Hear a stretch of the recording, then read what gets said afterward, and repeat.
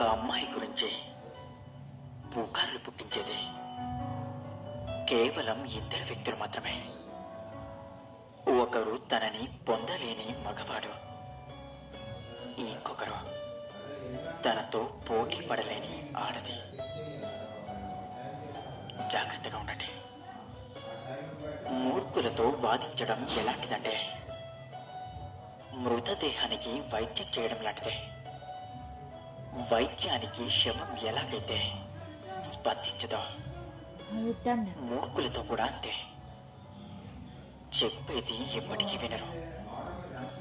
రుచిని నమ్ముకొని శరీరాన్ని పోషిస్తే ఆ తరువాత ఆస్తులు అమ్ముకున్నా కూడా ఆరోగ్యాన్ని తిరిగి తెచ్చుకోలేవు. గుర్తుంచుకోండి. కోపాన్ని ప్రదర్శించకూడదు, వివరించాలి.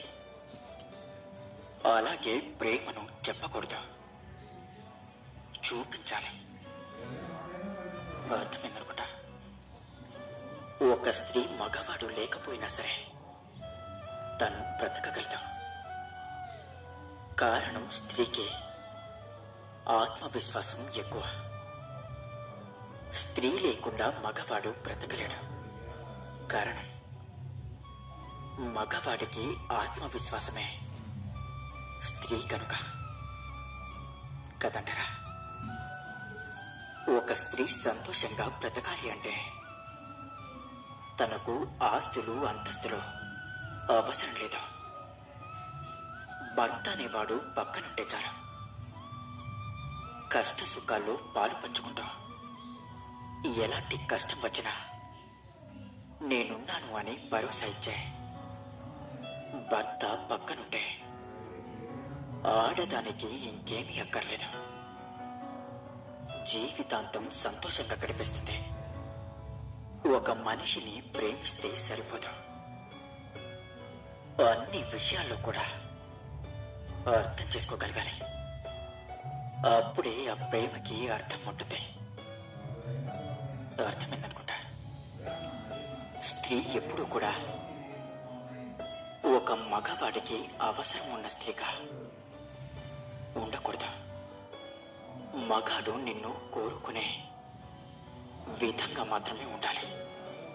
అప్పుడే నీకు గౌరవం కానీ గుర్తింపు కానీ దొరుకుతుంది.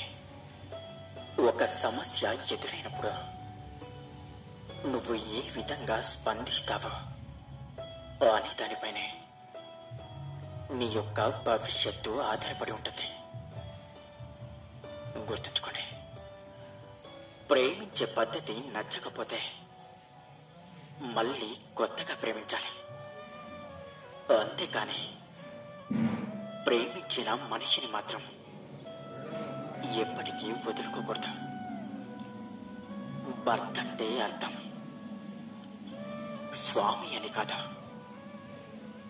తోడు అని.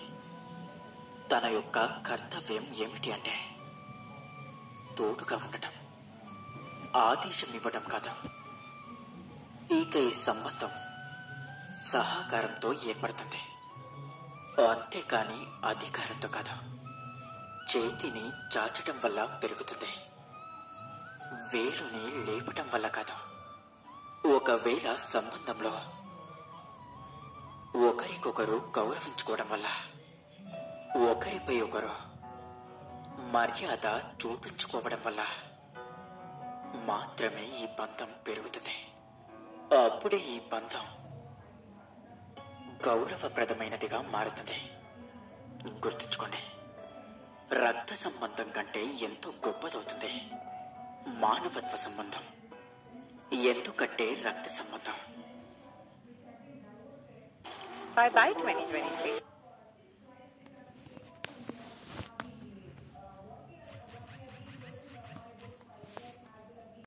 మనల్ని కేవలం మన కుటుంబాన్ని, మన వాళ్ళని మాత్రమే ప్రేమించడం నేర్పుతుంది.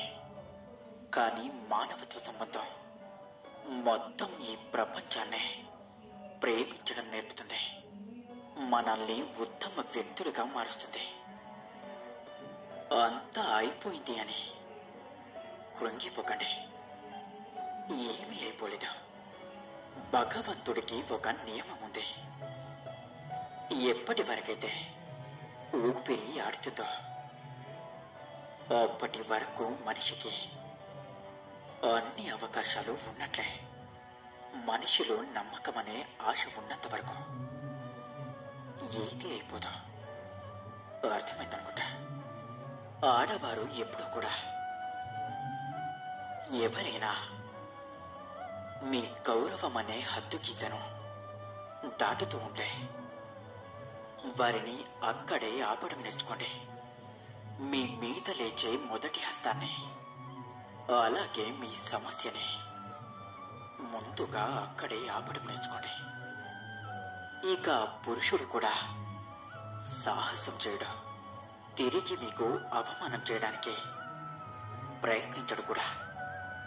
ఎందుకంటే స్త్రీ జనని, పూజ్యురాలు.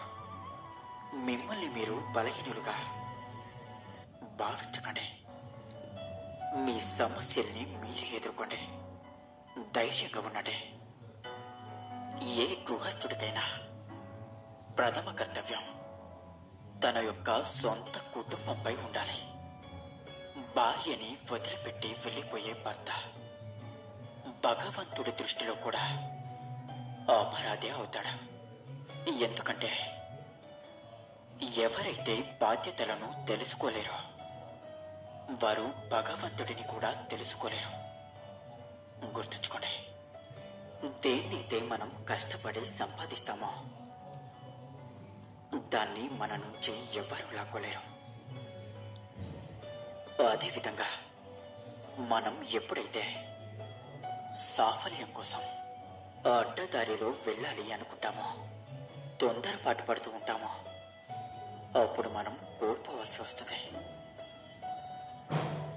ఒకవేళ మీరు చేస్తున్నది తప్పు అని మీకు అనిపిస్తే అప్పుడు మీరు అది చేస్తారా? మనుషులు ఏది చేసినా ఎందుకు చేస్తారో తెలుసా?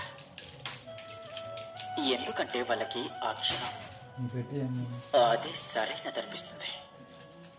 ఎవరు కూడా తప్పు చేయాలి అని అనుకోరు. ఎవరు కూడా చెడ్డవారు అవ్వాలని కోరుకోరు. కానీ తర్వాత వెనక్కి తిరిగి చూసుకుంటే అప్పుడు అర్థమవుతుంది వాళ్ళు చేసిన తప్పేమిటో, అలాగే ఒప్పేమిటో అని. అవునా? ఏం చేసినా సరే ప్రేమతో చేయండి. ఏదైనా చేసే ముందు హృదయంలో ప్రేమను నింపుకోవాలి. ఆ ప్రేమ యొక్క అనుభూతిని పొందండి. మరొకటి, ఎవరు ఎంత రెచ్చగొట్టినా వాటికి ప్రభావితం కాకండి. శరీరాన్ని ఔషధాలు రక్షిస్తాయి, మరి మనసుని భగవంతుడు చెడు భావాలతో పోరాడటానికి భగవంతుడి పేరును తలుచుకోండి. ఈశ్వరుడి యొక్క నామం మనిషికి అతి గొప్ప మందవుతుంది. అది మనిషి మనసులో నుంచి చెడు ఆలోచనల చెదలను తొలగించి వారి యొక్క మనసుని శుభ్రం చేస్తుంది. అందుకే ఇక అందరూ నాతో పాటు ప్రేమతో ధ్యానించండి. రాధా కృష్ణ. Subscribe.